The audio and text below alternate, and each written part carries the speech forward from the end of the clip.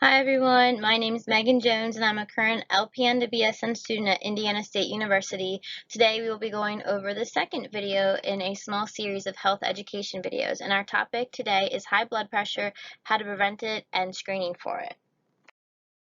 So before we get started, I'd really appreciate it if you could take a minute to take a brief pre-test. The link is here on this screen, or if you go in the video, it's posted below. So what we have here are our learning objectives. What I really want you to take away from today's video, I'd really like you to be able to identify normal blood pressure values and be able to identify when they're considered high, describe risk factors that lead to high blood pressure, both modifiable and non-modifiable, identify the best age to begin blood pressure screenings, describe lifestyle modifications that can help reduce and control blood pressure, explain the correct way to take a blood pressure, and identify treatment options for high blood pressure.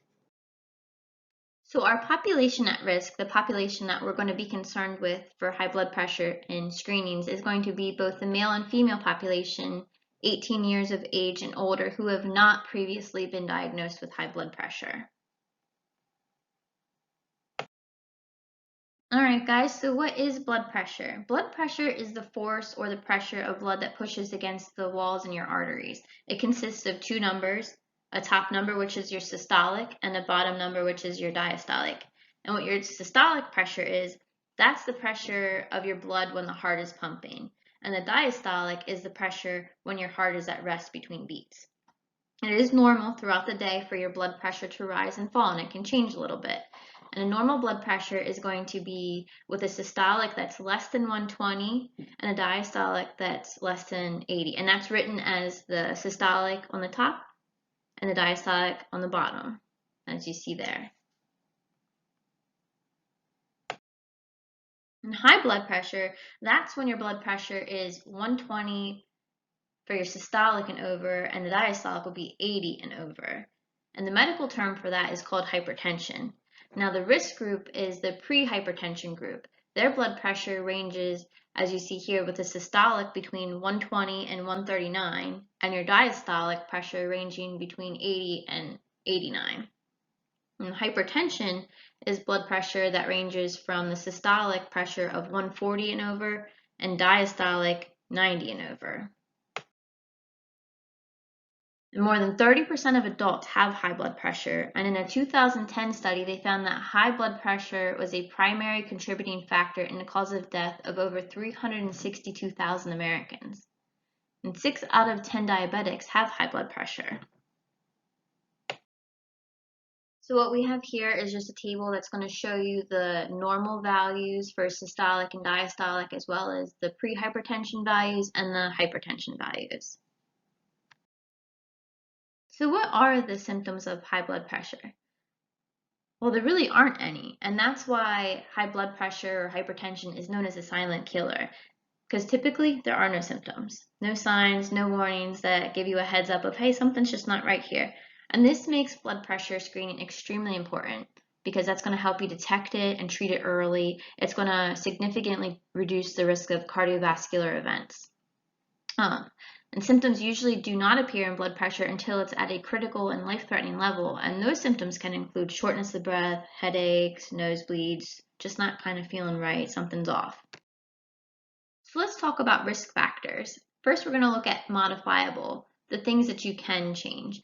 So people who have a risk for high blood pressure based off their diet, they might have diets that are high in sodium, low in potassium, high in fats and trans fats. They might have a sedentary lifestyle. Weight's also a contributing factor, so those who are obese or overweight, that's contributing.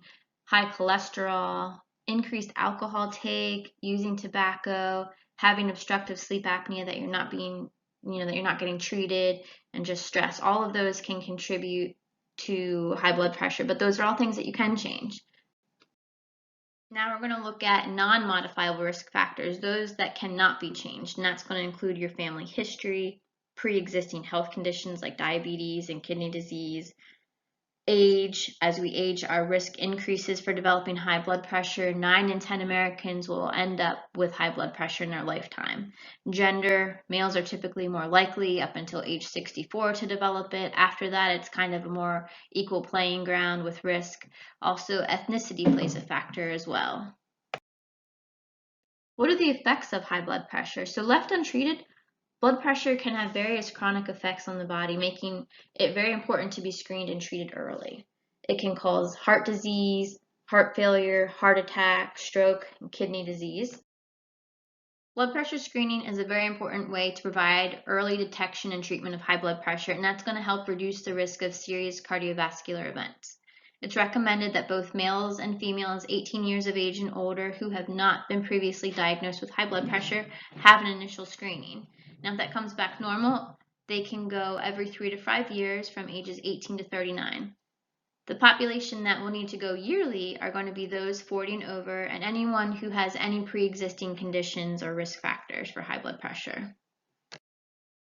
So blood pressure screenings are normally completed by healthcare professionals, and that's typically in an office setting, maybe with your family doctor or your primary care. And it's also recommended to diagnose blood pressure that they have some readings outside of the office setting, just because some people get what they call white coat syndrome and their blood pressure skyrockets when they're in the doctor's office.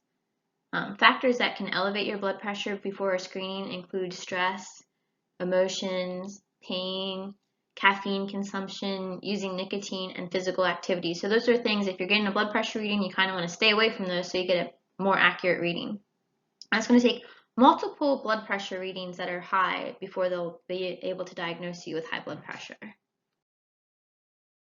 Now, there's a correct way to measure blood pressure. So you want to have an empty bladder, abstain from drinking caffeine products or eating food 30 minutes prior to your screening. When you're getting your blood pressure reading done, you want to have your feet flat on the floor, back against the chair, sitting up nicely. They want to place the cuff on your bare skin. Keep your arm relaxed and at heart level. Refrain from talking and breathe normally. As you can see here, our guy is all set up to get his blood pressure done correctly. Now, there are ways that you can help prevent and lower high blood pressure. That includes abstaining from smoking, limiting your alcohol intake. They recommend no more than 2 drinks daily for men and 1 for women. Eat a healthy diet, low sodium intake, low trans and saturated fat intakes. Make sure you're getting adequate potassium. Maintain a healthy weight. Try to manage your stress the best you can.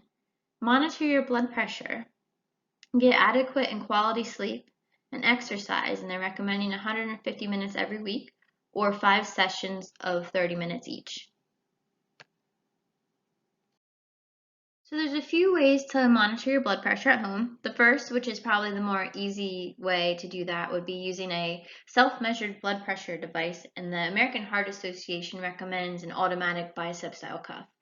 The other way would be an ambulatory blood pressure monitoring device, and they're more accurate in diagnosing the presence of high blood pressure. So what that involves is using a small portable machine that has a cuff attached. You're going to wear that for about 12 to 48 hours at a time, and it's going to record your blood pressure readings every 30 minutes while you're doing activities, while you're sleeping, so that's why it's a bit more accurate, but it's a little less convenient.